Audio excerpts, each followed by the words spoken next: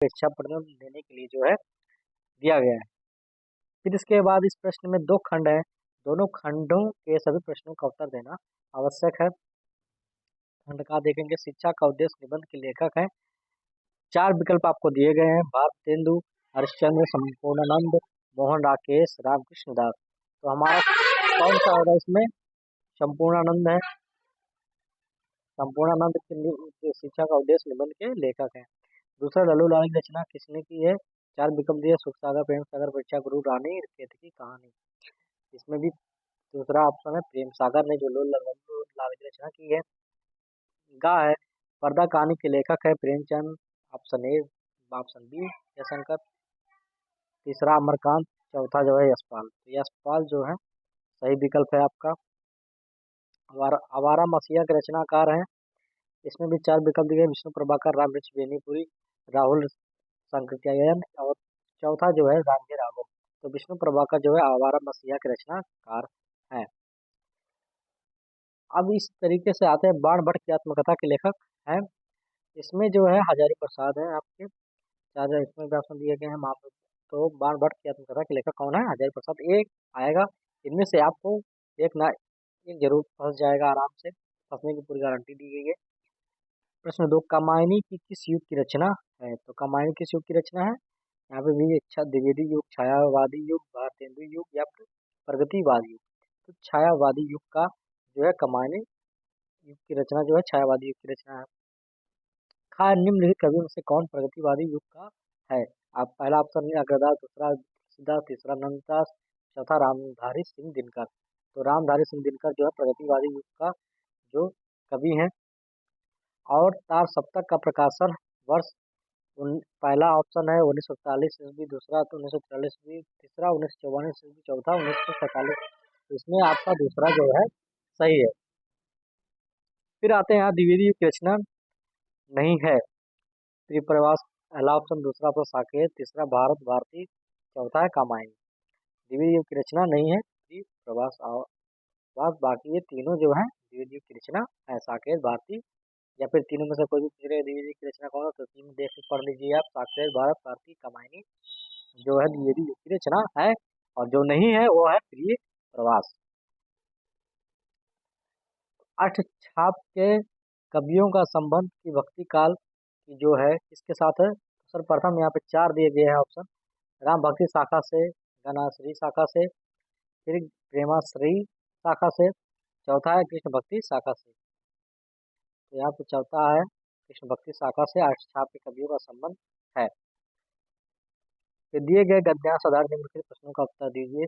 5 गुणे 10 यानी कि 2-2 नंबर का है, 5 ऑप्शन यहाँ पे दिए गए हैं और 2 नंबर का एक एक है। तो सबसे पहले इसमें लिखा गया ऊपर गद्यांश का संदर्भ लिखिए। संदर्भ में आप इनका सारा सा लिखना है, या जो जिस गद्यांश में कहता क्या है इसका संदर्भ आपको लिखना है।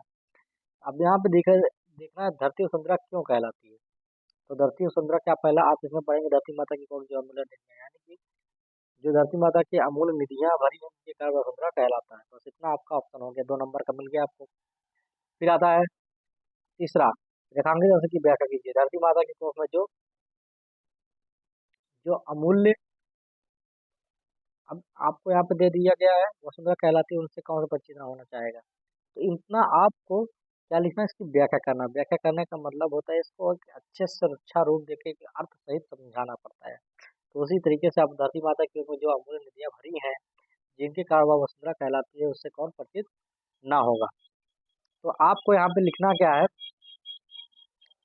भारत माता, जो धरती माता के कोख में, बहुत सारे कोख मतलब होता है जो भरण पोषण करती है हमारी, जैसे कि गेहूँ चावल आदि सब, बहुत सारी ऐसी ऐसी जिसका जो है अमूल्य चीजें है जिनसे हमारे भरण पोषण तथा हमारी जैविक चीजें जो है जीवनी हमारी चलती है, जिसकी वजह से हम उन्हें वसुंधरा भी कहते हैं। इस तरीके से आपको इसका व्याख्या करना है। पृथ्वी की देह किसने सजाया है? पृथ्वी की देह धातुओं को, पृथ्वी को जो पीस पीस कर अगणित प्रकार की मिट्टियों से पृथ्वी को देह को सजाया है। अब देखो यहाँ पे लिखना कहाँ से, अनेक प्रकार के धातु, यहाँ से अनेक प्रकार से लेना है आपको, देह तक सजाया इतना लिखना है। इसमें लिखेंगे आप पृथ्वी देह की देह को किसने सजाया है। ठीक है। अब भावी आर्थिक अभ्युदय हेतु हमें क्या करना चाहिए? तो आपको क्या लिखना है यहाँ पे, हमारे भावी आर्थिक अभ्युदय के लिए इन सबकी जांच पड़ताल करना चाहिए पाँचों। आपका 5 नंबर 2 10 नंबर का हो गया। इसके अथवा दे दिया, या तो फिर पहले आप ये कर जो आपको आसान पड़ता है या आपको आसान पड़ता है ये लिखिए, और अथवा फिर दे दिया गया नीचे, अगर ये आसान पड़ता तो इसको लिख दीजिए। सेम उसी तरीके से गद्यांश जो संवर्त लिखिए, रेखांकित अंश की व्याख्या करना है आपको। तो रेखांकित मतलब जितना अंडरलाइन है केवल उतनी का ही जो है आपको व्याख्या करना है, बाकी अर्थात आपको नहीं है कि आप पूरा 2 4 पेज पूरा का पूरा जो है व्याख्या करते नहीं। केवल पंडितई भी एक बोझ है, उसका कहने का मतलब है कोई भी कार्य करते हैं तो हम बोझ होता है, तो इसी प्रकार पंडितई भी करना एक बोझ है। जितनी भारी होती है, मतलब जितना ज्यादा इसको आप करते जाते हैं उतना ही तेजी से आपको डुबोती है, मतलब ज्यादा चालाकी करना आपके लिए। अब लेखा लेखक क्यों कहता है कि उदास ना होना बेकार है? लेखक इसलिए कहता है कि जो होना हो तो होगा ही, तो क्यों जो मैं उदास बैठूं मैं भी। तो इसमें आपको दिया गया है, अशोक का कुछ भी नहीं बिगड़ा है, कितनी मस्ती में झूम रहा है।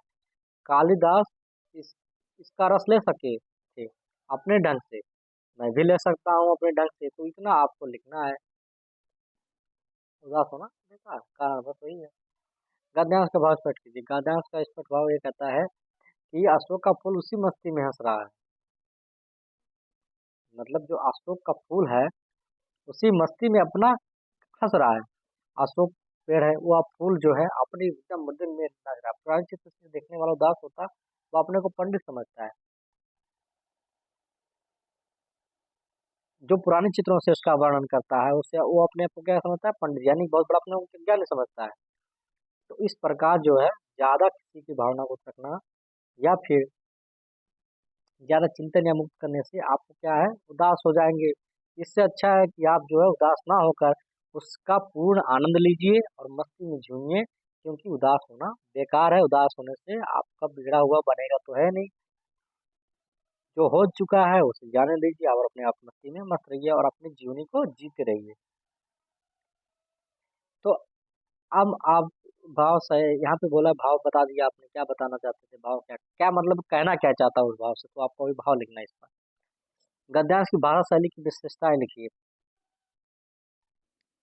तो भाषा शैली की विशेषताएं आपको इसी में से लिखना है। तो पहला या दूसरा दो भी जो भी आसान पड़ेगा आपको लिखना है। तो सबसे पहले दे पहला छोटा है, छोटा दिख रहा है और उसमें बहुत ज्यादा कुछ लिखना नहीं है, तो ये आपका संदर्भ सही लिख देना है, बस बात हो गया। दूसरे में आपको थोड़ा दिक्कत हो जा सकती है तो दोनों इजी, लेकिन सबसे पहला वाला जो प्रश्न आपको इजी पड़ेगा, जो छोटा हो और उसमें देखेंगे आप क्वेश्चन किस तरीके से है, जो आपको देखेंगे कि हाँ बहुत आसान लग रहा है आपके लिए, बहुत अच्छा है, वही लिखिए।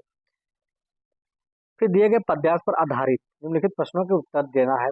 इसमें भी 2 नंबर का एक क्वेश्चन है, मतलब 2 नंबर का एक प्रश्न है, और 5 दिए गए हैं पद्यांश में, तो 5 × 10 करेंगे तो 10 नंबर का पूरा।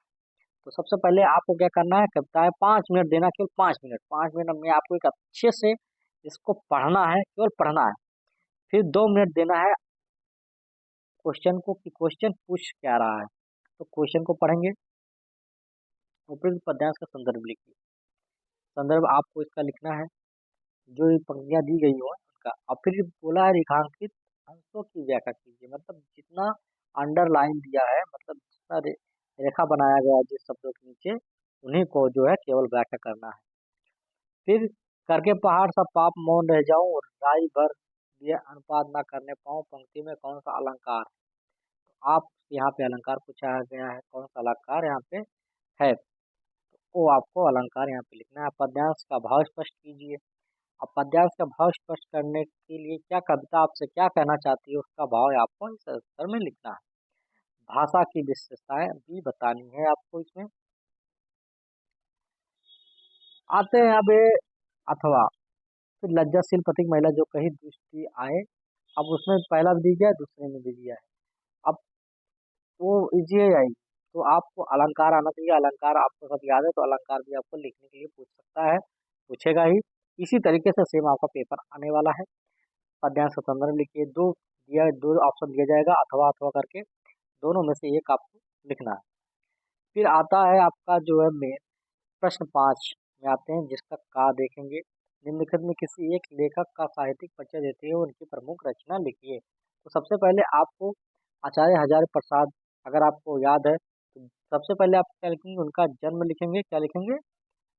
जन्म, मतलब उनका जन्म लिखेंगे।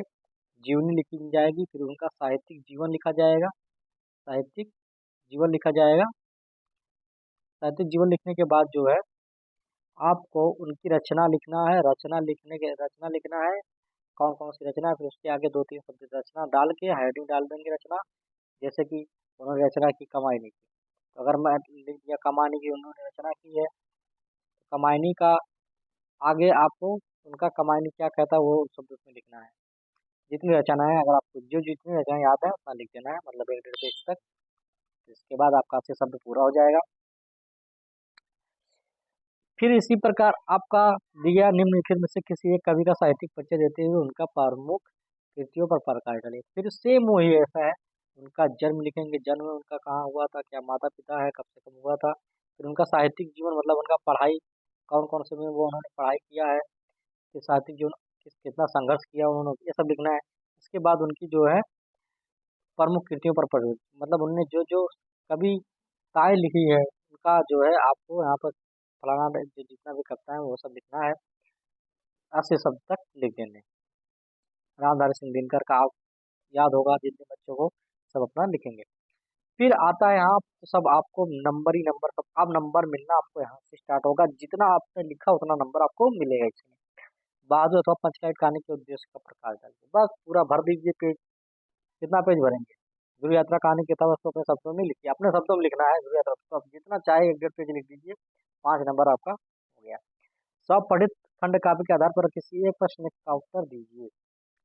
तो यहाँ पे देख रहे हैं श्रवण कुमार खंड काव्य के नायक चित्र, फिर यात्रा श्रवण, तो इन 5 नंबर का है, तो 5 आपको दिया गया है, सॉरी 6 आपको दिया गया है। तो इन 6 में से आपको जो आता है किसी एक का, ये नहीं है कि इन दोनों का, किसी एक का आपको जो है खंड काव्य के आधार पर स्वपठित इनका जो है आपको लिखना है। त्यागपति या तो मुक्ति युग, मुक्ति यज्ञ जो है, मुक्ति यज्ञ खंड काव्य का कथनांक संक्षेप में लिखिए। कथनांक, कथनांक मतलब होता है जो कथा दी है, करना मुक्ति यज्ञ आपके पाठ में होगा, जो लिखा होगा वो आपको संक्षेप में बता देना है 1 1.5 पेज में। फिर मुक्ति यज्ञ खंड काव्य के नायक का चरित्र चित्रण कीजिए। जो मुक्ति यज्ञ का मेन, मतलब जो नायक होगा उसका, जो उसका मुख्य रूप हो, मुख्य जो रोल करने वाला होगा, या फिर जो उसमें नायकी का रोल किया होगा, उसका चरित्र आपको बताना है। मुक्ति यज्ञ का खंड काव्य के नायक का सबसे आसान आपको करना है, संक्षेप में लिख दीजिए, ये आपको सबसे इजी पड़ेगा। इसके बाद आता त्यागपति खंड काव्य कथा, उसको संक्षेप में लिखिए। यार आपको 6 दिए हैं, 6 में से किसी एक खंड के एक प्रश्न का उत्तर आपको देना है। तो 6 खंड है, 6 खंड में से किसी एक का आप देंगे, उसका आपको कितना नंबर मिलेगा? 5 नंबर। शब्द सीमा कितना है? 80 शब्द का होना चाहिए। फिर इसके बाद दिया खंड खा। खंड खा यहाँ पे आपका खत्म हो जाता है, अब खंड खा शुरू हो रहा है। तो दिए गए संस्कृत गद्यांशों में से किसी एक संदर्भ में हिंदी में अनुवाद कीजिए। तो 5 2 7 नंबर का आपका है। आपको दिया गया है संस्कृत, जिसको 7 संदर्भ सहित आपको लिखना है, आपको 7 नंबर मिल जाएंगे। फिर खा है, दिए गए पदार्थों में किसी एक संदर्भ से हिंदी में अनुवाद कीजिए। अब यहाँ पे भी दिया है आपको किसी एक का हिंदी में अनुवाद कर देना संदर्भ सहित, तो भी आपको 7 नंबर मिल जाएंगे, यानी 7 7 14 नंबर। 1 1.5 पेज का ये हो जाएगा, 1.5 1 पेज का हो जाएगा। निम्नलिखित मुहावरों में से किसी एक का अर्थ लिखकर वाक्य में प्रयोग कीजिए। ये आपका 1 1 नंबर का है, यानी कि किसी एक का अर्थ लिखना है, अर्थ लिखेंगे 1 नंबर मिलेगा। फिर जो है उसका जो है, जैसे कि अभी मैंने बताया दाल में काला हो, दाल में काला होने का मतलब अर्थ लिखिए उसका, मतलब नमक मिर्च लगाना। नमक मिर्च लगाने का मतलब हो गया कि जख्म पर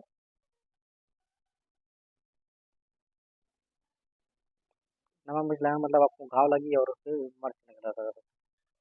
तलवार की धार पर चलना हो गया। तलवार की धार पर मतलब आप जानते हुए भी जो है उसी वस्तु पे चल रहे हैं जिससे आपका जो है हानि होने वाला है।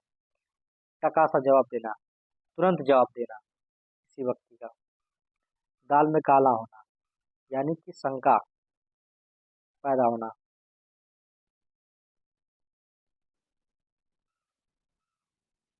कोई आपके विरुद्ध जो है रणनीति तैयार कर रहा हो और आपको पता चले, तो उसी को बोलते हैं दाल में काला होना। तो आप वाक्य में प्रयोग कैसे करेंगे आप कि यह मेरी बहुत चापलूसी कर रहा है, दाल में कुछ तो काला है। मतलब दाल में कुछ तो काला है, यह मेरी चापलूसी क्यों कर रहा है। अब आप पठित गद्यांश पर निम्नलिखित प्रश्नों का उत्तर देना है आपको। लेखक के अनुसार इच्छा लोभ आदि का क्या परिणाम होता है। आदर्श। अब इसको आपको केवल 5 मिनट देना और इसको अच्छे से पढ़ना है। फिर इसके बाद आपको तुरंत इसका उत्तर दे देना है। आपको दो दो नंबर इसमें से खोज खोज लिखना है। जब तक आप इसको अच्छे से पढ़ेंगे नहीं तब तक आपको समझ में आएगा नहीं। आप परितम मंच प्रस्तुत का अर्थ स्पष्ट कीजिए। तो अब यहाँ पे लिखा होगा, आपको जो पढ़ेंगे अच्छे से आपको सब, तो सबसे जो आपको आसान लगे दोनों में से वही आपको यहाँ पे उत्तर दे देना है। फिर आता है सही शब्द की जो है सही अर्थ का चयन करके लिखना है। तो जैसे कि यहाँ पे अगर मैंने माना वस्त्र निवेश का अगर होता है कवच और भोजन लिख दिया। फिर आते हैं बा अम्बुज अम्बुद अम्बुज अम्बुज का क्या हो गया, बादल समुद्र लिख दिया। अंबर का जो है आप निम्नलिखित शब्दों में से एक शब्द के दो अर्थ लिखिए। तो अंबर का आकाश हो गया, आकाश। उसके बाद हो गया जो है गगन। दो अर्थ हो गया इसका अंबर का।